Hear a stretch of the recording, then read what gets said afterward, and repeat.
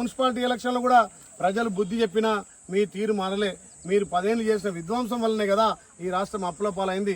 ఇలా రైతన్నకు వెన్నుదన్నుగా రైతు రుణమాఫీతో పాటు రైతు భరోసా ఇస్తున్నాం, రైతు బీమా ఇస్తున్నాం, రైతుకి ఇన్పుట్ సబ్సిడీ ఇస్తున్నాం.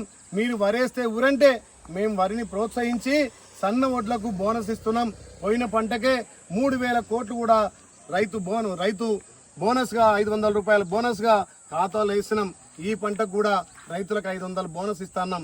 మరి ఏ ముఖం పెట్టుకుని ఇలా రైతు డిక్లరేషన్ చెప్పి రైతు సభను పెట్టి ఇలా ప్రభుత్వాన్ని అబాసుపాలు చేసే విధంగా ఒక ముఖ్యమంత్రి అంటే నీకు గిట్టదు.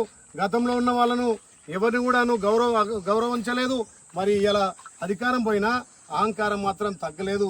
కేటీఆర్ తస్మత్ జాగ్రత్త.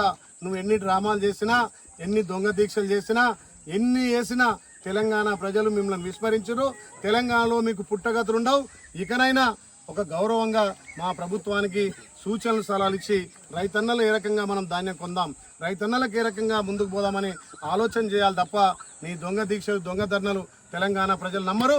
ముఖ్యంగా తెలంగాణ రైతాంగమే మీ ప్రభుత్వాన్ని గోరి కట్టింది. కాబట్టి ఇది ప్రజాప్రభుత్వం, ఇది రైతు ప్రభుత్వం. గౌరవ ముఖ్యమంత్రి రేవంత్ రెడ్డి గారు ప్రజాపాలన ద్వారా అందరినీ సమానంగా చూసి రైతన్నలకు పెద్దపీట వేస్తుంది. కాబట్టి దీన్ని జీర్ణించుకోలేక ఈర్షతోటి మా ముఖ్యమంత్రి, మా ప్రభుత్వాన్ని తిడుతున్నటువంటి కేటీఆర్కు రాబోయే రోజుల్లో తప్పకుండా ఈ తెలంగాణ ప్రజలు బుద్ధి చెప్తారని చెప్పి కేటీఆర్ గారిని మీ అహంకారం తగ్గించుకోవాలని చెప్పి తెలియజేస్తా ఉన్నా.